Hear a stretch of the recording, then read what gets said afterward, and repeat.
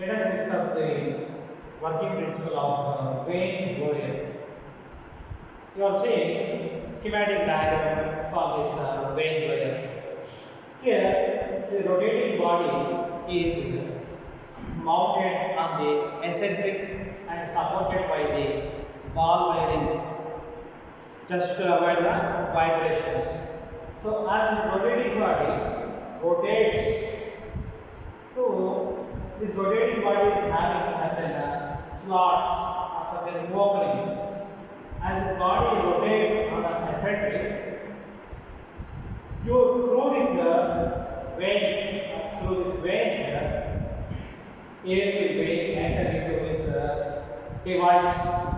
It is as it is continuously rotating.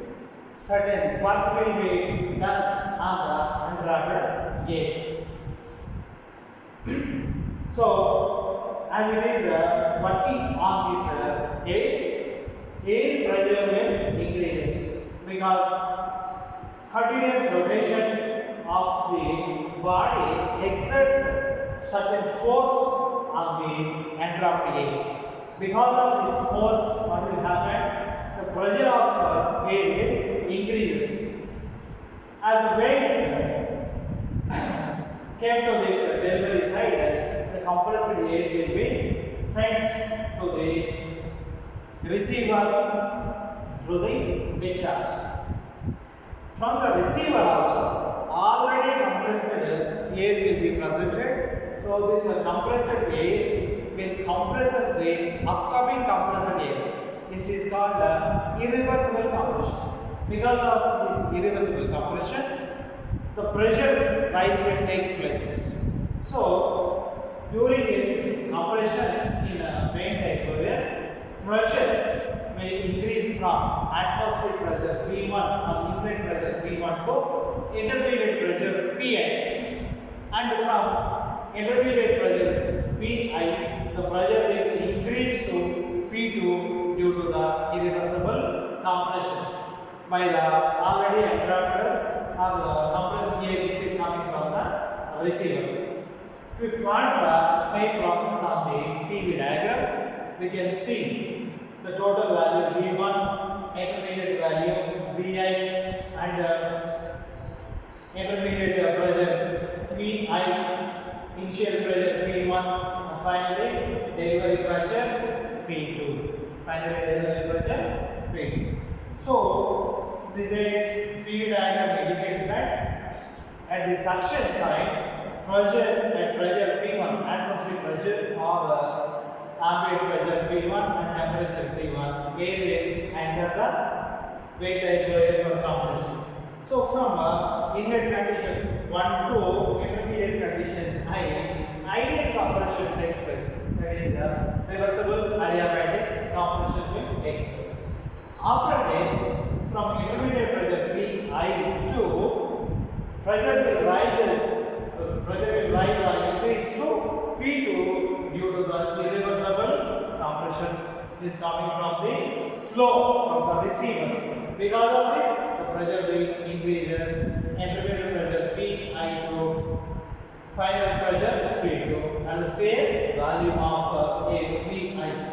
If you see these advantages over the advantages of Wayne-Boyer over the Roots-Boyer. The Wayne-Boyer requires less work compared to Roots-Boyer for the same pressure rise. As the compression work is a negative work process, we have to always minimize the work required to achieve the required pressure rise. From this Wayne-Boyer, we will have very much lesser power than the Roots-Boyer for the same pressure rise.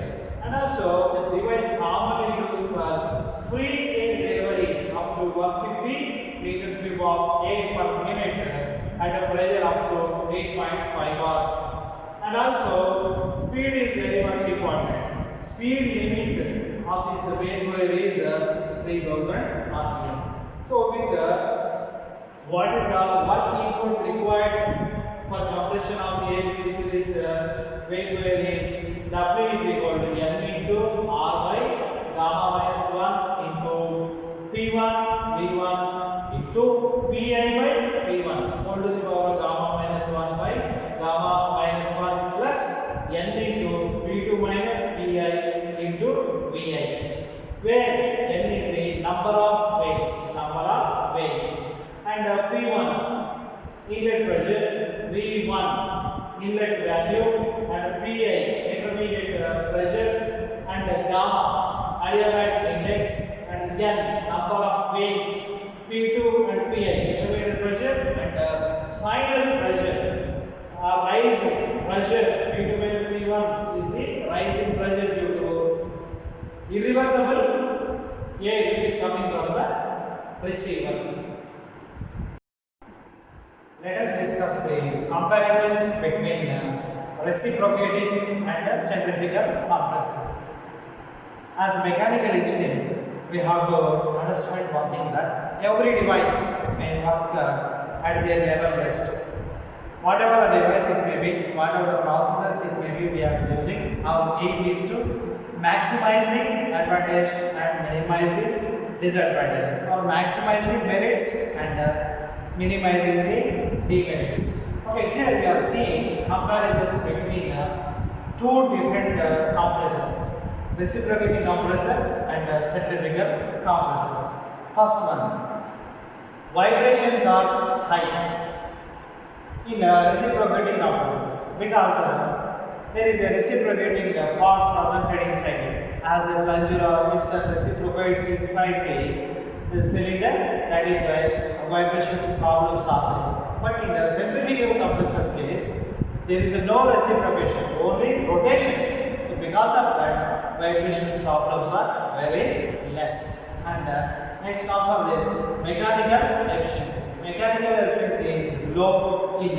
reciprocating compressors, and in centrifugal compressors, mechanical efficiency is comparatively higher. And for reciprocating compressors, installation cost is high because we have to arrange the piston, cylinder, cross and certain lubrication arrangements. Because of that only, installation cost is high. But for centrifugal compressors case, total setup will be available. That is why its installation cost is less. And also, there is no need of arresting the vibrations, no need of cost for the lubrication purpose. So that is why installation cost in centrifugal compressor side is less or lower. And come for the pressure ratio per stage is about 5 to 8. Pressure ratio about 5 to 8. Whereas in centrifugal compressors, this pressure ratio is about 3 to 4.5. So we can say that the pressure ratio per stage with reciprocating compressors is very much higher than that of the centrifugal compressors. Because of this pressure ratio per stage, as the reciprocating compressor is having higher value, we will choose reciprocating compressor with high pressure and low supply or low mass flow rate. Whereas for less pressure and for large quantity of air, we will choose the centrifugal compressors. And for reciprocating compressors, compressor efficiency is higher with pressure ratio above 2. As the pressure ratio value are greater than 2, we can have higher compression efficiency or higher isothermal compression efficiency. Whereas here, isothermal compression efficiency or compression efficiency is higher with the pressure ratio values less than 2. And maintenance cost for the reciprocating compressor is high because of the lubrication and skillful persons are need. Okay, arresting the vibrations, we have to purchase ball bearings and other arrangement. Because of that only, this maintenance cost is higher. There is no need of lubrication, no need of bearings. That is why we can keep or we can have the maintenance cost as lesser than reciprocating compressors. And here, let us discuss the comparisons between centrifugal and axial compressors. In centrifugal compressor, the direction of airflow is radial. That means either from circumference to center or from center to circumference, the air will flow in the radial direction. Whereas in the axial compressors, air will flow in the axial direction. That is parallel to the axis of the rotation. And second point, pressure ratio per stage is high, about 4.5 to 4.5 is to 1.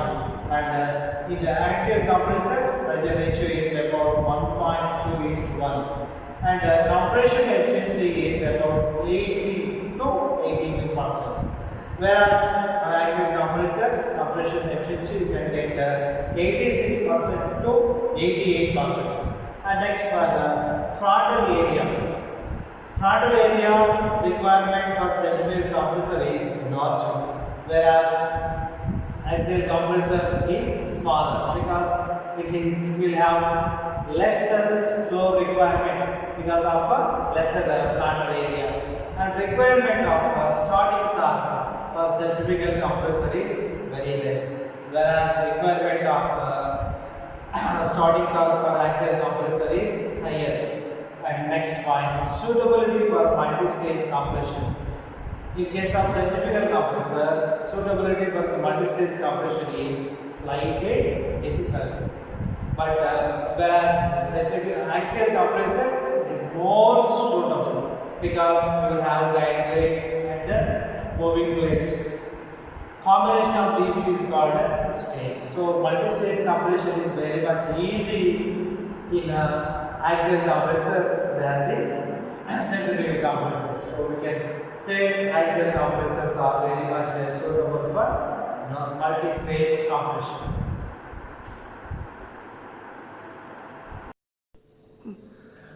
Let us discuss the working principle of Roots blower.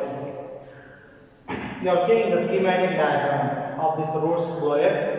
What we are finding from this, a casing, compressor casing, and lobes 1, 2, 3, 4. These are the lobes. This lobe is connected to the driving shaft. So, being it is with in contact with other lobes also, as it is rotating, this lobe will also rotate. Generally, two lobe Roots blower will be available, but here we are seeing 4 lobes Roots blower. This Roots blower is used to compress the air. By using this Roots blower, it didn't get very much higher pressure, but it is well suited to supercharge the IC engine air before the compression of air. Natural aspirated engine will have lesser volumetric efficiency, but if you supply the compressed air or supercharged air for combustion, you will get the higher power as volumetric efficiency increasing. See the working principle. So from here, air is entering into the compressor casing. Being it is a driving lobes and this is a driven lobes. So air will be entrapped in this casing and getting compressed by the lobes as the lobes are revolving continuously. But if you are seeing this lobe is completely seals the clearance between the lobes and casing inner surfaces. But a small passage will be provided for flow of air into the chamber top and from the chamber top to enter into the receiver after compressing this air. So here if we assume the volume of air compressed by each lobe as V, being there is a 4 lobes total volume of air which can be compressed by using this Roots blower is 4V. So as the compression is taking places because of the continuous work doing on the air pressure increases, and also as the pressure increases, the compressed air passes through this as the lobes is driving. So this pressure with increase in pressure, compressed air will also enter into the receiver or discharge pipe. So whence there existing a reversible back pressure rise, because already compressed air may be chance to compress the upcoming compressed air, that can be called as a irreversible compression, and irreversible compression causes the irreversible pressure rise. So after compressing the air, the compressed air will sends to the application point or to the receiver through this discharge. Let us see the PV diagram of this lobes. So this is the suction air entry. V is the volume of air which can be compressed by one lobe. So total volume of air suction is equal to 4 into V, being 4 lobes are presented. So because of the irreversible pressure rise, this pressure will increase from pressure P1 to P2. Pressure P1 to P2. So here work done per cycle. So work done per cycle means, as per the thermodynamics principle, if system does the work on the surroundings, then that work will be called as a positive work. Contrary to that, if surroundings works on the systems, that will be called as a negative work. So here lobes, these are metallic bodies, metallic surfaces are called surroundings. So the surroundings or the lobes are doing the work on the entrapped air. So that is why we are calling it as a negative work. Compression work is the negative work, and also this work will be taken from the either electrical motor or any other prime mover, because this driving gear pulley will be attached to the electrical motor or any other prime mover shaft. So work done per cycle is equal to P2 minus P1 into V. This is the work done by each lobe of the air. P2 minus P1. P1 is the initial pressure and P2 is the final pressure of the compression. Okay. So for the work done for revolution is equal to Vs into P2 minus P1. For one revolution, being 4 lobes are working on it, 4 lobes are working on it, we have to consider total volume of the air which is entrapped in that compressor casing, that is equal to 4V into P2 minus P1. Here also we represented where Vs is the volume deal with the per minute. So for ideal compression, as per the thermodynamics principle, we can write for isentropic compression, work done per minute is equal to gamma by gamma minus 1 P1 into Vs, P2 by P1 whole to the power of gamma minus 1 by gamma minus 1, where gamma is the adiabatic index or isentropic process index. So we can find out the efficiency of this compressor. We can find out the compressor efficiency. Roots compressor or roots blower. Efficiency of this root blower is nothing but isentropic work done by actual work done. This is the isentropic work done. So gamma by gamma minus 1 into P1 Ps into P2 by P1 whole to the power of gamma minus 1 by gamma minus 1 into actual work done, Vs into P2 minus P1.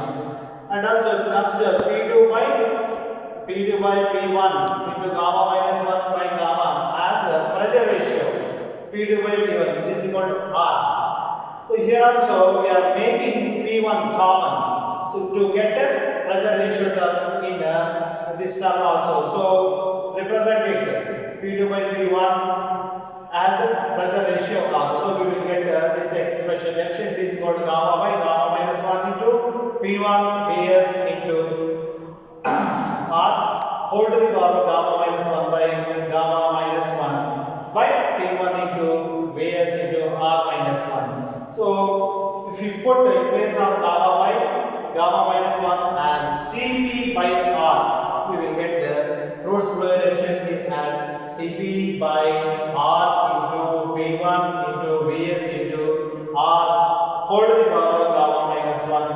gamma minus 1 into V1 to Vs gamma minus 1 by gamma. So from this expression we can, if we substitute possible values for compression ratio, and we will get the efficiency.